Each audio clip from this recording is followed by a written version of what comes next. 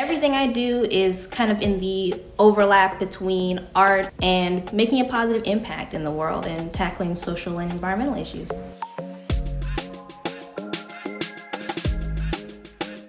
Penn is an environmental activist who's been using her creative eye to educate others on the importance of climate change, a mission that began when she created her first fashion line at 8 years old.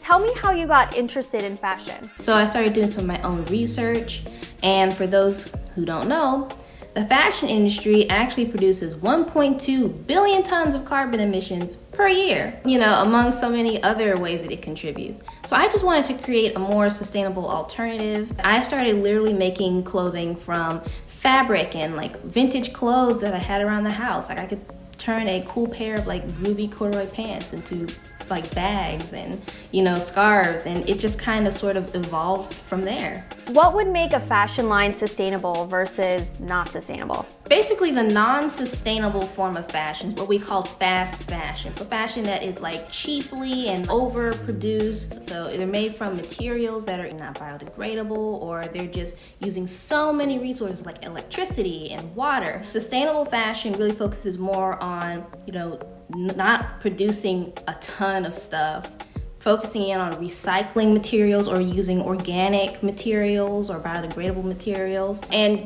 just really looking at the kind of whole life cycle of a piece of clothing, because eventually that clothing is going to end up out of the consumer's hand and back into nature's hands. Let's talk about Earth Day 2021.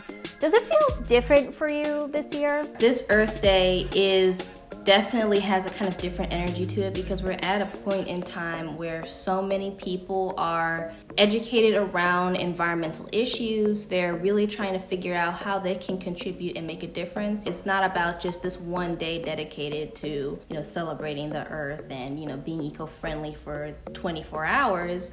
It's a kickstart for a lot of people's journey on living sustainably. Do you have any advice for little daily items that people can do to reduce their environmental footprint? Just really assess all areas of your life: what you eat, what you wear, transportation, energy consumption throughout the day, and just how you can make those little tweaks, day by day. Sometimes sustainability isn't necessarily accessible for everyone to opt into. Do you see that changing in the future? There are so many industries that are realizing that they have to change in order to keep consumer interest. And so, my hope is that we do look, when we're talking about eating plant-based or vegan, that we remember that there are people that live in food deserts and don't have a lot of access to those vegan or healthier alternatives. So it's important to really look to how everybody is impacted. And what advice would you give